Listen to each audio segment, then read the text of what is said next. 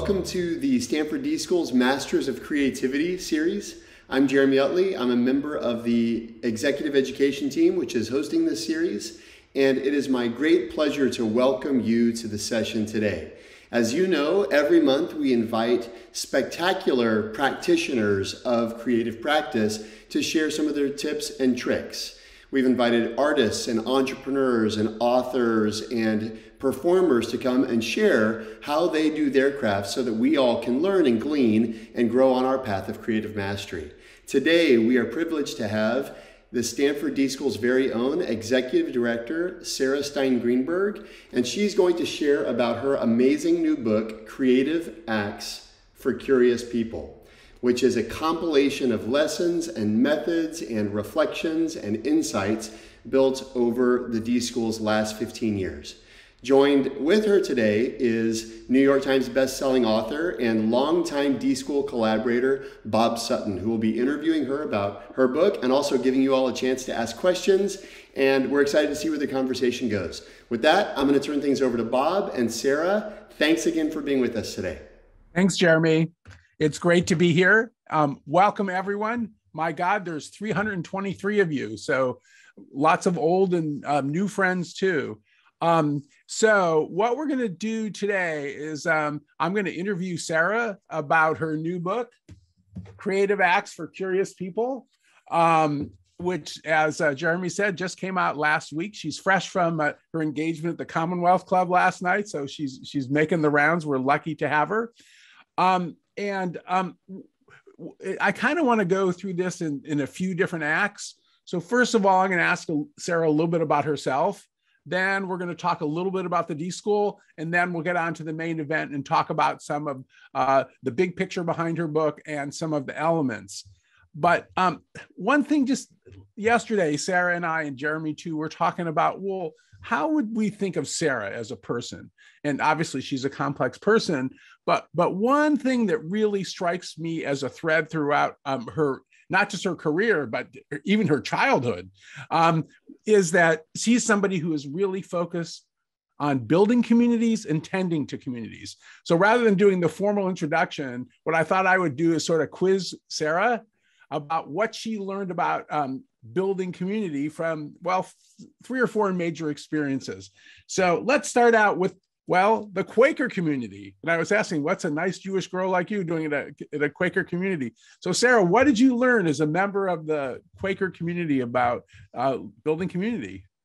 Yeah, well, let me set the stage here. So first of all, I'm so happy to be here with all of you today. Bob, thank you so much for hosting this conversation. I'm really excited to dive into Creative Acts and find out what all those Post-its are doing stuck all over your pages. But okay, so let's start with the theme that you raised around community. So I grew up in Philadelphia. I saw some Pennsylvania people in the chat earlier. So hi to all my Pennsylvania people out there. And Philadelphia actually has like an important, part of the founding of this country. A lot of interesting activity was happening, around Philadelphia. And I was really lucky to be part of the Quaker school system there.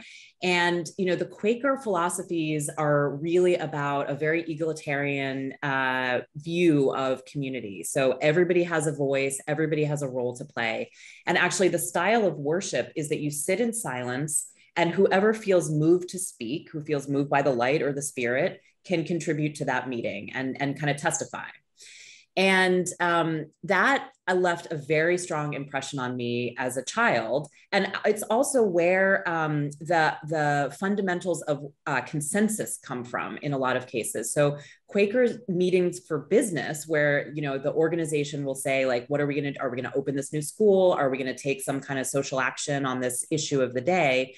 They run by a strict consensus. And that doesn't mean, majority rules. That means if one person has an objection, you hear that person out completely.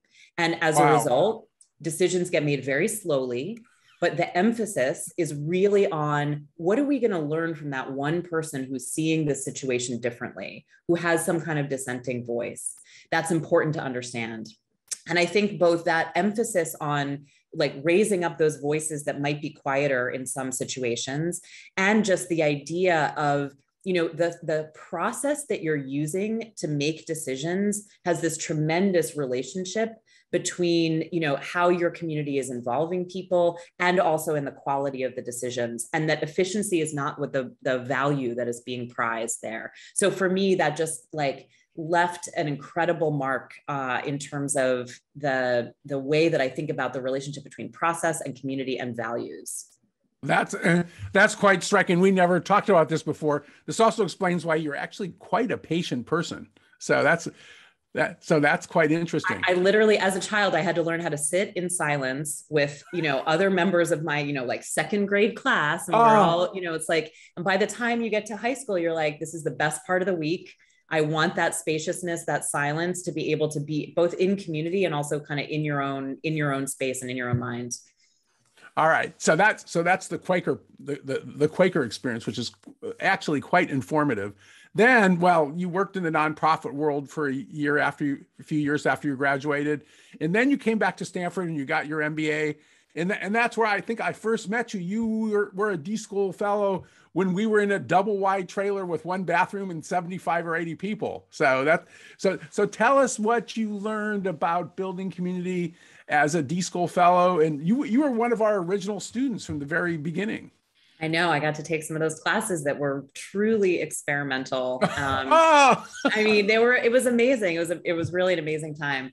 Yeah, I'll say, I mean, for me, having kind of a non-traditional business background, coming to the GSB, the Graduate School of Business, and being a little bit of an oddball, but then also realizing like everyone there thinks they're a little bit of an oddball. It was by far the most internationally diverse community I'd been a part of.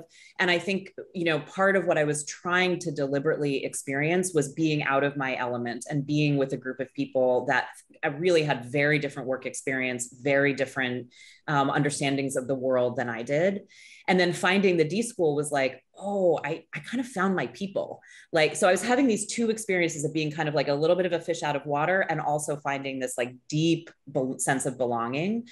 And I think, for me, learning from those experiences is like, you need that sense of deep belonging.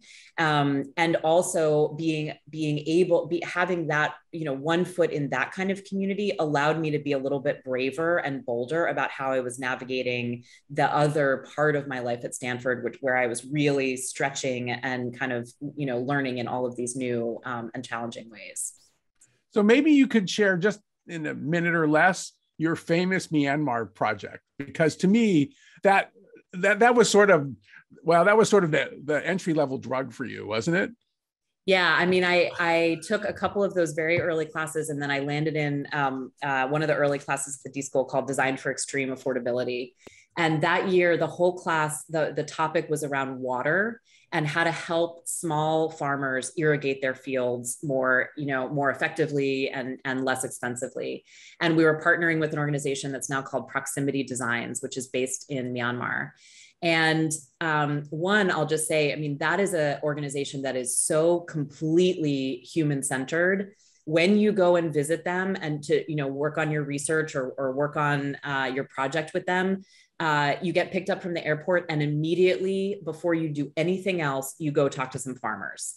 So the idea that like the voice of the person who is going to be using the result of your design work, it is so firmly embedded in that organization. So my particular team was working on how do we make the frame, that the water pump that this organization was selling, more affordable and more effective. And so we just came up with this redesign in terms of like taking a lot of the metal and a lot of the cost out of that pump. And then we went back and we tested it with farmers. They told us a lot of great feedback about what would and wouldn't work. And then the folks in the workshop at the organization really kind of took it to the next level. And, we finished our class in June, and by October of that same year, there were 1,500 units in the fields already, really starting to be distributed. And we took about 50% of the cost out of that particular product. So for me, it was this moment of like, whoa, this design stuff, you can have real impact if you have the right partnership and you have the right team and you work really collaboratively with the folks in the community that you're designing with. And that's sort of looking forward to the book, which we'll be talking about soon. To me, this sort of is the D.school spirit. that the rest of Stanford, which is, I spend honestly most of my time in the rest of Stanford, we talk about what we're going to do. At the D-School, you talk about it a little bit and you do really a lot of stuff. So that's a great example. Okay, so returning to this theme of community, maybe you actually were a management consultant for a few years there after you graduated. We never thought we would get you back. So tell us a little bit about, well, what did you learn about community being a management consultant? I know that's not like, I think maybe people don't always put that idea of community together with management. No, I sure don't. But I will say, so I was very lucky. I was working for Monitor Group, which is now part of Deloitte. And at the moment that I landed there, Monitor had just acquired a design firm, this incredible firm called Doblin, based in Chicago. And they did it because, they actually were very early in recognizing a trend that has now really taken off, which is a lot of the large consulting firms, and frankly, a lot of, large corporations have absorbed pre-existing design firms because design has become so important in terms of driving value in companies and organizations. And what was very interesting to me was being at the intersection of the two different cultures, the culture within the design firm and the culture within a more traditional management consulting firm, and seeing how, there were two different systems of incentives. There were two different, even the idea for people of like, what does a successful career trajectory look like? Right? There are people in the design context who are like true specialists in human factors or in other kinds of more quantitative research. And there were folks in the Monitor, in the management consulting context, who their idea of career progression had to do with, eventually becoming an account manager and driving the business. And so even that sort of tension between what does a successful career look like, those things were really being negotiated and navigated to try to bring together these two very distinct cultures. And being at that overlap just made me hyper aware of how much you have to attend to those human concerns when you're trying to bring together two different communities and try to make both of them stronger.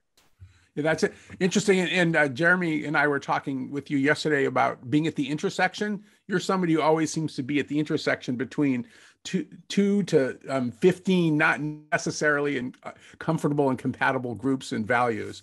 I don't know why I like that, Bob, but that's exactly what it's like at the D-School, right? We have students who are coming from all of the different disciplines and all of the different, the faculty cultures. And that is really a powerful learning, right? The culture that is surrounding a law student is very different from the culture and community that's surrounding a medical student or an engineering student.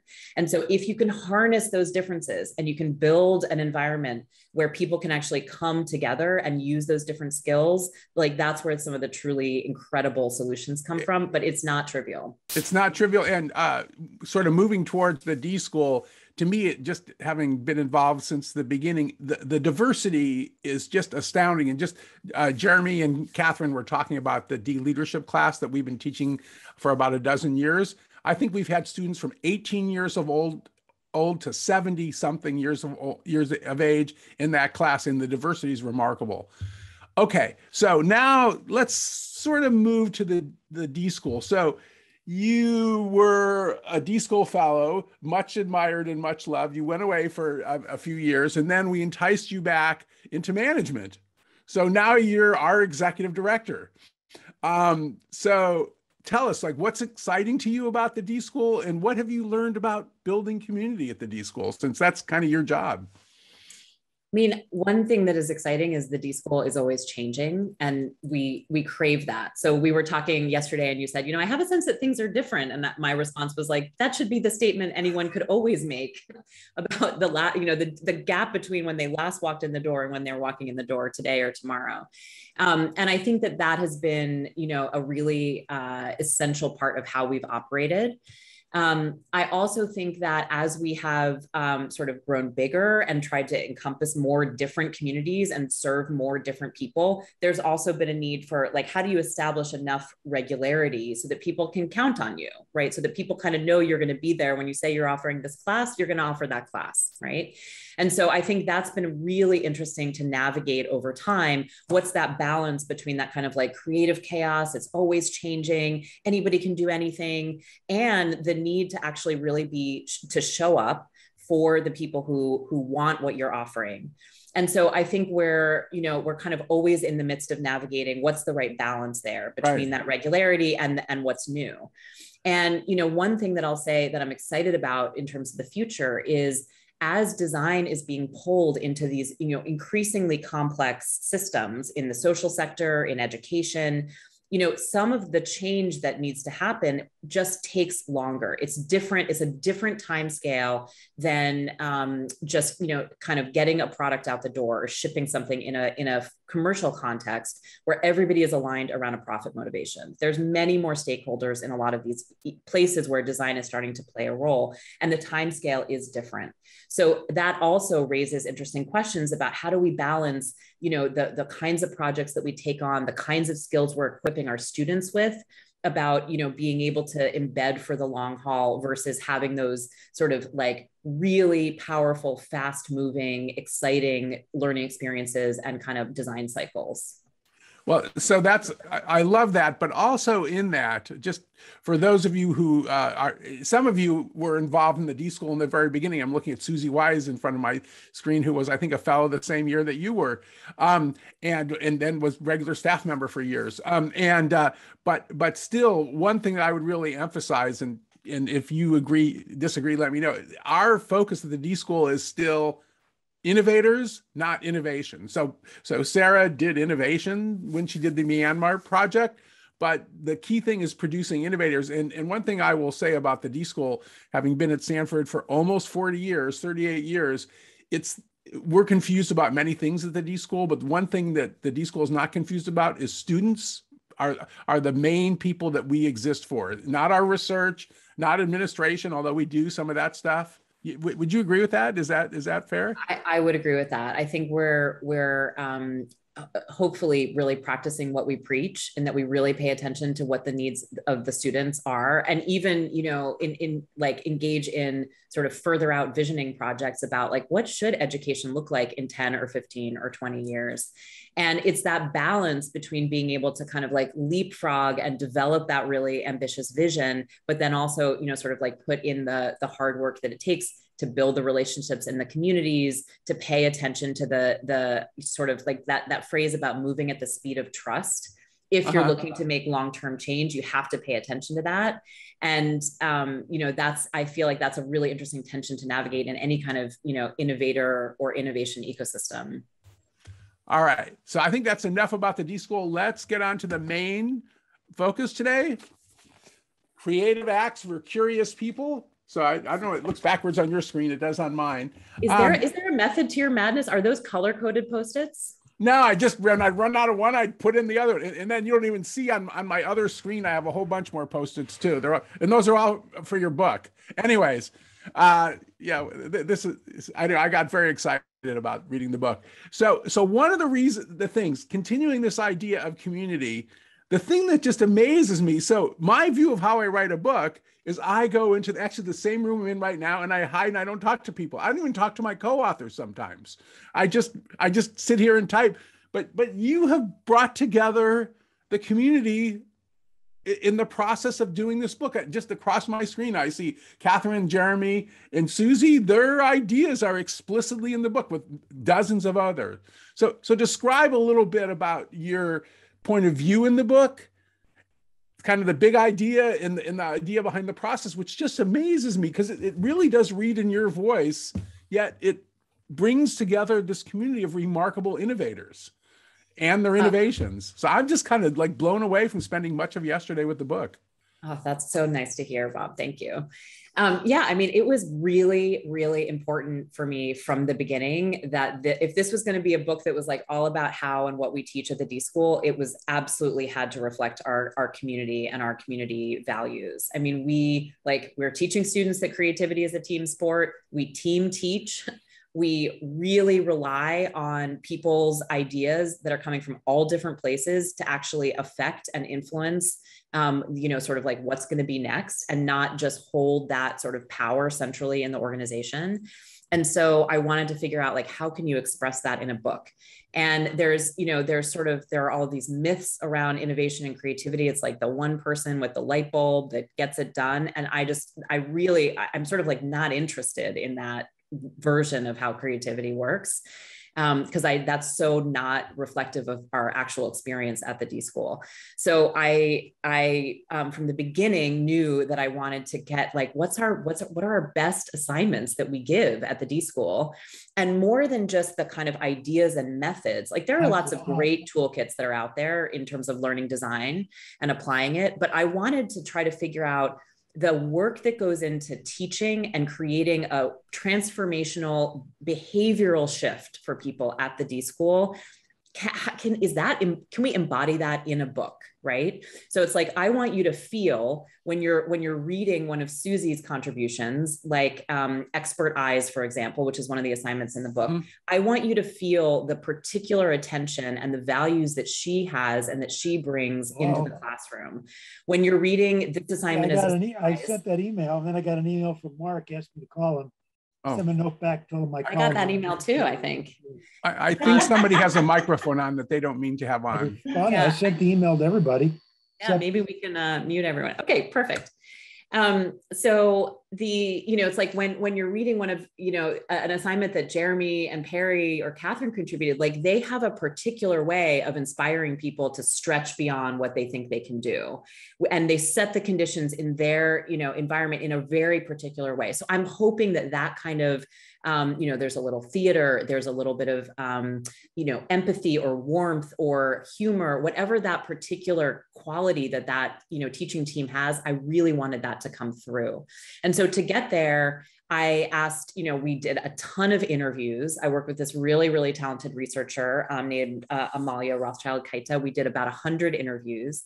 And then we really tried to figure out, okay, what's the best, sort of set, right? There were hundreds and hundreds more assignments that could have ended up in here. But I wanted to create the experience like a little bit of what going through a class at the D.school might be like, but there's also far more, there's more than 80 assignments in here. So it was way more than you would get in one class. And then the other piece that was really important to me was acknowledging everyone. So like, I want everybody's name to go along with their work. And I am sure that unintentionally I missed some people, and I want to publicly apologize every chance I get for that. But the reality is these ideas come from so many different people. And I think that makes the work stronger, and we should celebrate that at every chance that we get. Well, so that's really quite striking, because thinking about this, and also some conversations I've been having with Jeremy lately, there's this notion that yes, creativity is a social process. It's not the lone genius hiding. And the community that people build and are part of are really important. So Jeremy and I have been doing a little bit of stuff lately on Twitter and LinkedIn around Darwin. And people think of Darwin as he came up with the theory of evolution, but in fact, he exchanged letters with hundreds of other people. It was part of just like a whole social process. So one thing I really didn't occur to me until now, reading the book, every single one of these 81 assignments described basically a little element of creativity as a social process, which is to me how the D.school sort of works. Any comments on that before we maybe start digging into some specific exercises or 81, I guess, creative acts, is that what we call them, assignments? Yeah, I mean, creative acts like refers to the whole sort of, all of the ideas that are in the book, the assignments, and then also some of the essays. And actually, that title is very intentional because we want learning and design. It is an active process, right? And so you actually, I think were, the first to teach me about the difference between, like acting your way into a new belief, right? As opposed to just trying to adopt that belief and then somehow your behavior, your actions will change. We really try to give people that experiential learning moment. So yeah, that idea of creative acts is like embedded in there for the act part is significant in terms of the thinking behind what we put in the book. Yeah. Well, that's the notion. The best way to change people's belief is to get them to act in that direction. Okay. So, and for those of you who have read the book or contributed to the book, since we've got a bunch of folks here who contributed to the book, please sort of chime in with questions about your favorite exercises. But let me start out and ask about some, but Jeremy, Susie, Catherine, maybe you can jump in as well too. Why don't you maybe talk a little bit about the Monsoon challenge? I got my Post-its here. That's a big one. So that is a big one. Yeah. Tell us about the Monsoon Challenge. That one's pretty cool. The Monsoon Challenge is a fantastic challenge to do kind of like early on when you're getting your team together and you're trying to figure out a couple of things. One is just like, how does everybody work? How does everybody behave in a team? And it also drives home a very particular lesson, which I'll get to in a second. So in the Monsoon Challenge, you basically give people a week to come up with a very inexpensive way to capture as much rainfall as possible. And then you stage a monsoon with a set of sprinklers that you put up on ladders, and you give everybody the exact same amount of time, like 5 minutes, to capture as much water as they can. And what's fascinating, and I'll kind of give you all the secret, is that, there are groups that will spend their whole week planning and designing and drawing. And then there are teams that will be like, well, what do we have available? We have a sort of rough idea. Let's build it and test it. And almost inevitably, the teams that test it early in that week are the ones that wind up capturing the most water. And a lot of teams arrive at the moment of testing it, and the water falls, and all of a sudden they realize, oh, water's heavy, right? Water's 8 pounds a gallon. And they had come up with this, like, what they thought was a very elegant solution. They never put the actual physical medium in it. So it is just a very powerful way, especially because it's like a little bit of a competition moment, to recognize, like, if you don't test out your ideas early, you just don't know what the failure modes are. And that assignment came from Jim Patel and Scott Cannon in one of the very early iterations of the Design for Extreme Affordability class. And David Janka, who actually kind of tells the story about being both a student and an instructor, he talks about how there were the teams that would kind of win the challenge in terms of collecting the most water. But then there were always teams that were just exceptionally resourceful. Like there was a team that, went around, they decided they didn't want to spend their $20 budget, and they went around to all the local bars and restaurants in Palo Alto, and they collected left behind umbrellas. And then they used those umbrellas to be the water capture device. And they didn't win, but like, that is such a That's great so idea. Cool. Right? For working especially in a low resource environment, what are the unconventional materials that might be at hand if you just simply go and scout for them and ask for them? So we see all kinds of creative behaviors arise in that assignment. So I want to get to Letitia's assignment 43, since she thinks that's a really cool one, in a second. But there's certain principles that it seems like it runs through all the teaching and work that we do over and over again. And one is everything from working with students on any project that we do. I'm thinking of like, there's a tire changing exercise we do with a guy who used to be at NASCAR, to what you're talking about. There's the teams that stand around and talk and talk and talk and talk. And there's the ones that keep prototyping and trying it. And almost always the ones that keep prototyping and trying it, they tend to do better and learn more. Okay, so since Letitia brought this up, so assignment 43, experts' assumptions, is a great one. Tell us about that one. Yeah, so experts' assumptions is a great way to start to challenge what some of the orthodoxies in your particular topic might be, or your organization. So it's based on a practice, everybody's heard of brainstorming, right? But there's another practice called assumption storming, which is also extremely powerful. And you can use it at various stages in your work, but it's essentially, you list all of the assumptions that you might have gathered from kind of reading some of the expert literature, or watching documentaries, or doing research, or even just the sort of, ideas that are, embedded in your own organization. So, the example that I use in the book is like, if you're redesigning a library entranceway for your community, what are all the assumptions that you have about libraries? They have to be quiet. They're free for everybody. You have to have a library card. You have to have be vetted for that. There's an expert librarian who can help you. Like all the, it's like they provide computer access, right? There's a whole bunch of assumptions that you might list. Now, some of those might be completely factual, and you kind of cluster those as facts, but then a lot might be opinions or guesses. Like that idea that a library has to be quiet, there's a tradition there, but is that still relevant? I don't know. That's kind of an opinion, right? And so you might then selectively choose. There's a number of ideas in the opinions and guesses column that you should challenge a little bit. So you just flip those. You would say, I'm going to assume this is not true, and design, like, what would I design if this assumption were not true? And the process of naming things that you thought were kind of inviolable rules, but actually describing them as assumptions that are really guesses or opinions, that unlocks so much more creative space and so much more opportunity. And it's particularly helpful if you do that with your team or with your group or department, because I'm holding an assumption, you're holding a different assumption, Bob, Jeremy's holding a third assumption. And if we those are unintentionally creating these invisible constraints to our problem solving. And if we can actually surface those, then we can say, oh, let's collectively say we're going to set that one aside right now and see what might happen in kind of a short ideation session. All right, I want to just jump in here with a second. I'm the one kind of holding the torch of the questions, and folks are just chomping at the bit. So I'm going to go. Bob, you can veto it if you don't like it. No, go. But I love Eric asked the question: how's the best way to get past the morale hit of failure during when you're getting feedback on your work? How do you get past that morale moment? Love that. But Bob, you can veto it if you want. Now go, Sarah. Yeah, I mean, I have a couple of responses, and I want to hear your thoughts too, Bob. I mean, for one, like I think learning how to take feedback is one of those really fundamentally essential skills. And there is actually a great assignment in the book. There's a couple about, how to stage a critique the way that we do at the D.school that helps kind of inure you to those slings and arrows of getting that feedback. And one of them was contributed by Scott Dorley. It's called the test of silence. And you don't put your name on the work. Nobody knows who's produced the work.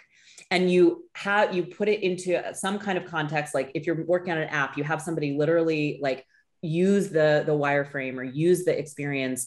Everybody can see what's happening. And you're kind of taking it out of your own self and putting it into the room. And the reality is somebody's going to use that thing and you're not going to be there to tell them how to use it right. And so you have to learn what's the gap between the thing that you intended to put into the world and the way that somebody is actually interpreting it or experiencing it. And then the part of that question that I just love is like, that sometimes really hurts. Like when you have a real miss, it's like, it's okay to feel really bummed about that. And that's just a part of creative work. And one of the ideas that I put in one of the essays is it's called productive struggle, which comes from mathematics education. Actually, I think I first learned about this from Leticia, which is the idea that there are moments when you're learning or when you're creating that feel really bad, but it is actually the moment that you're learning the most. And that is where you're stretching and you're improving your skills to be able to get to the next level in terms of what you're producing. And so having that understanding that those moments that hurt, you're not trying to say they don't hurt. You're trying to say they hurt. And that means that I'm right in that zone where I'm learning to do this better, and have that moment where you can be like, it doesn't feel great, but this is an important moment in my development. And I'm going to actually try to seek that or not shy away from that in my next projects. Well, so Sarah, I love your take on this, because sometimes people will give talks about failure and talk how great it is. And my motto, and Diego Rodriguez and I still argue over who came up with this, I think it was him, is failure sucks, but instructs. Like you have to acknowledge the pain. But one thing I think that helps a little bit, and I learned this from a theorist, Carl Weick, is that sometimes when people fail or succeed, a way to sort of change the conversation is to say, well, the question of whether or not you're succeeding or failing, or whether you're a success or a failure is not very interesting. The more interesting question is, what are you learning? Because sometimes when people succeed, they actually learn a lot less than when they fail. And I don't know about you, but sometimes I worry most when a team comes up with a really big early success in a class, and they don't learn anything after that. They plateau, right? So we worry as much about early success as we do about early failure. Yeah. But Bob, I wanted to say one more thing about failure since we're on the topic, which is that I think there is a little bit of a, like when we talk about failure in the educational context, we've constructed this really safe environment for people to fail. And I think that it's really worth pointing out that there are, I mean, one, like I do think people in organizations often overestimate the degree of risk associated with a small failure. But there is a little bit of a sort of mythology in Silicon Valley about like the best thing you can do is to fail. And then you're going to be, you know, like way more credible. Right. And that is true if you are financially comfortable, if you have some degree of stability in your life. And so I do think there's some interesting work to be done on like failure, like how do we get to sort of a situation where failure could be, those learning experiences around failure could be more equitable so that people of, you know, all types of backgrounds could be succeeding in these environments where rapid iteration, early failure could actually lead to greater success. And that is an area where I think we have some work to do kind of in the broader Silicon Valley environment. Oh, that's excellent. So Jeremy, what else is striking you in the chat? I've got to throw it out to my good friend, William Hardaway, who asked, he was the first one to ask a question. So I feel like we got to go for it. We got to give him his due. I'm trying to scroll back up to it. He says, I want to hear about how are you doing really and the different formats and shapes that takes. And I would just, by way of context, I would say, Will works in a university setting and he works on sensitive topics. So I'll let you take it, Sarah. So that's number 34, right? Number 34. Thank you so much, Will, for asking that question. This is one of my, I mean, they're all my favorites, but this is one of my favorite favorites. So How Are You Doing Really was developed by Julian Gorodsky, who had the honor of being the D shrink in the early days of the D-School. And he really is somebody who just pays attention to and understands that feelings matter in creative work and in building communities. And so How Are You Doing Really is a warm up where you have your group at the beginning of your class or your workshop or your conference come in and everybody takes a minute to write down on Post-its like how they're really feeling. And the important thing here is you have to model that as the leader. You have to say, you have to show a little bit of vulnerability about what's really going on for you. Had a tough day last week, I'm dealing with a situation with my mom's health, whatever it is, like you actually have to, get beyond that surface level. And then you put those different Post-its on your body and you walk around the room and you meet someone else who also now looks a little silly because they've got Post-its all over them. And you have that way of starting a conversation that doesn't start just at that very superficial level, but maybe could start with one of those things that you've written about that allows you to just connect in a deeper way.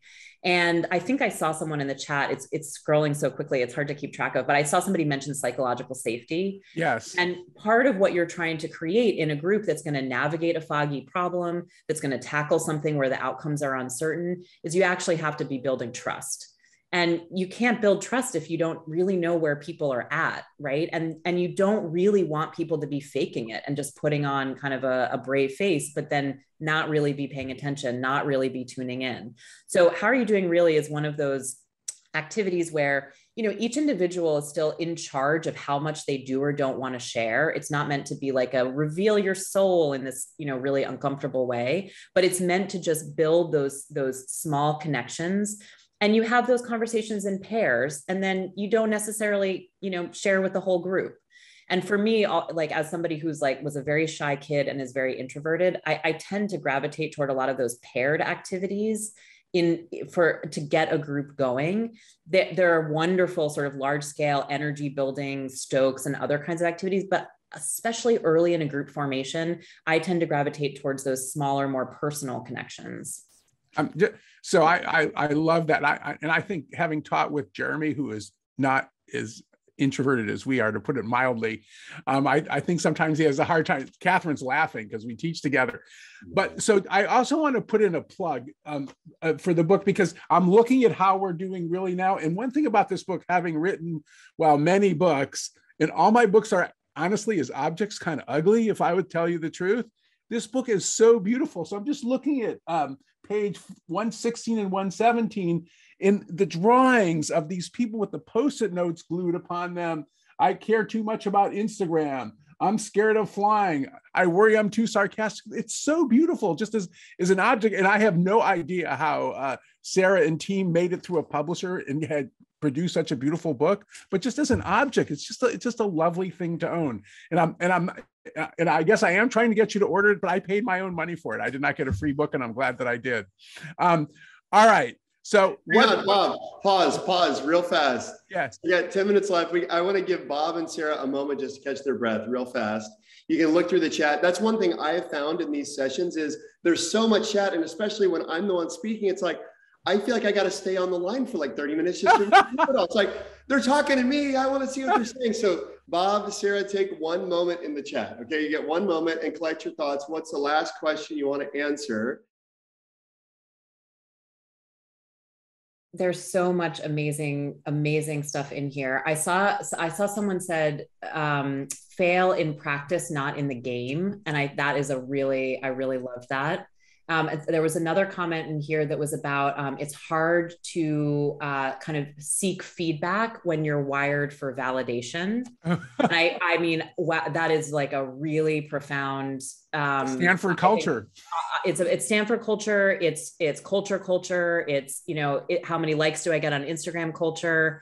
And I think that's, part of what we're trying to do at the D-School in general is like, as somebody who is going to try to creatively solve challenges throughout your entire life, you want to rewire yourself to be a learner, right? You need to be able to know that you have a way to learn at any stage in your life about a new problem or challenge. I mean, look, in the last 19 months, all of us have been solving challenges that none of us were trained for, right? That has required an enormous amount of, like resilience and ability to show up actively and creatively in these very difficult challenges. And so that idea of like, can I, push back on that wiring that we all have around seeking validation and instead seek feedback, seek ways to improve, seek ways to strengthen my own learning. That's what gives you the ability to persist through these kinds of hard challenges and creative opportunities that we all need to address. Wow. Well, I have a question, Sarah, which you just sort of prompted in me, and we're doing this right now. So the last, as you say, 18 months. So you've been finishing this book and you've been leading an organization that's gone through this, the pandemic, remote work, on and on.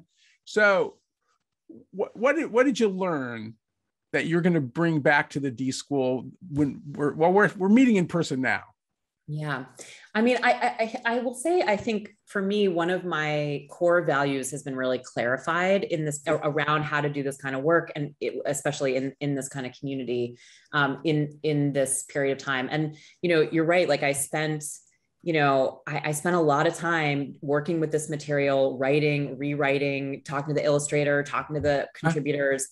And, during that same period of time, we had this major global pandemic. We had, uprisings around racial injustice. We had terrible forest fires. It's like on and on and on. And so there were these moments where I was like, wow, the material that I'm working with is so joyful and so inspiring and so full of life and optimism and the idea that people can creatively change what the future is going to look like. And that at moments felt like very far away from the context. And I think what that helped me clarify is that I have a strong belief that that kind of optimism and joy and playfulness is what is required to address these kinds, to sustain us as we're trying to address these very serious, big challenges, whether we're trying to drive growth for our company or try to work on climate change or whatever our particular set of goals are. And so I think I came out of this period really recognizing that those two, for me and at the D-School, play and serious work absolutely go together. Yeah. And that I found some sort of new conviction around that. And I want to talk about that everywhere I go. Well, that's lovely. So one sort of, I don't know how much time, but one final thing I want to make sure that we touch on is that part of building a community is Sarah's book, Yes Alone, it's sort of like a totem. It's a sign of the community that she helps build and tends to, but it's just the first in a series of books. In fact, I see some authors on my screen here. So tell us about the series that this is part of. Yeah, well, at the D-School, we've been spending like the last 10, 15 years just kind of trying to show up for all of the folks who are, really eager to learn along with us.